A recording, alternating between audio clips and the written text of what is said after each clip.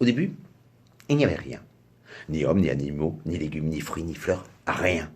Hormis deux sortes d'êtres, les géants lumineux et les maîtres de la nuit. Les géants lumineux ce sont eux, les esclaves des maîtres de la nuit. Ces petits êtres-là. C'est eux qui contrôlent tout.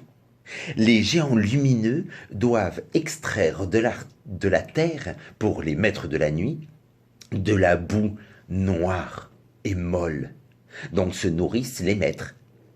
Et le temps de l'histoire commence lorsqu'un géant lumineux décide de ne plus obéir.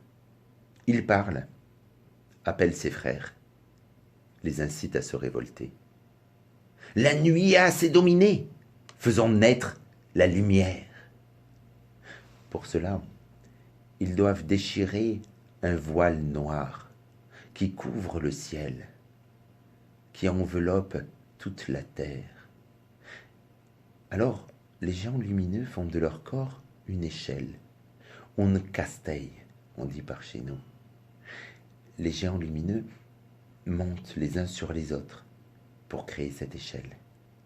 Du plus grand au plus petit, tous se mettent à monter sur cette échelle pour essayer d'atteindre le voile noir qui couvre le ciel.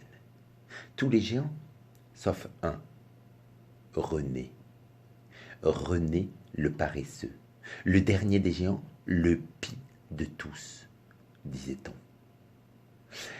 Et pour René, lui, il avait aussi posé son outil quand il y a eu cette guerre qui a éclaté. Mais lui, c'était pour aller se reposer. Et tous les géants lumineux ont commencé une bagarre avec les maîtres de la nuit, une guerre sans fin. Les maîtres de la nuit crachaient des flaques de nuit sur les géants lumineux qui s'effondraient et mouraient.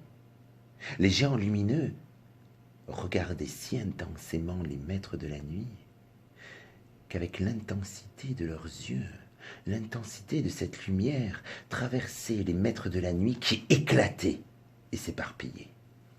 La bataille était si rude et la rage des combattants était si forte que René le paresseux, le dernier des géants, le pis de tous, René s'est réveillé. Il s'est réveillé de sa sieste. Son cœur battait fort. Le battement de son cœur a guidé sa course jusqu'au combat.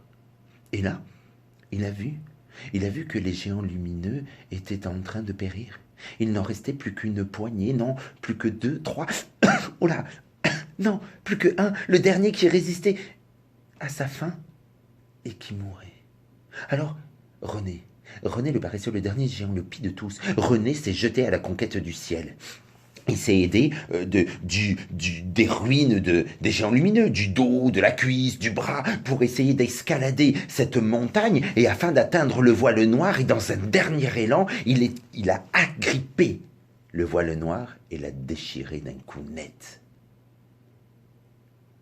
C'est ainsi, mesdames et messieurs, c'est ainsi que la lumière, le feu, l'amour, l'amitié, les hommes, les légumes, les fruits, les fleurs, tout ça est apparu pour vivre. Les maîtres de la nuit ont tous péri.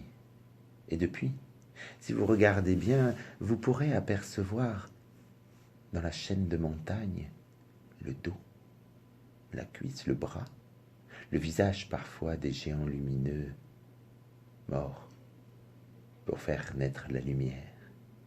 Dans cette chaîne de montagnes que l'on nomme en mémoire de celui qui déchira le ciel, René, le pis de tous. Quoi, Roulio, tu vois pas le pis, René. Ben oui, les Pyrénées. Bon, ça va, je vois, j'ai compris. Tu crois absolument pas à mon histoire, hein. Et pourtant, c'est comme ça qu'elle se termine.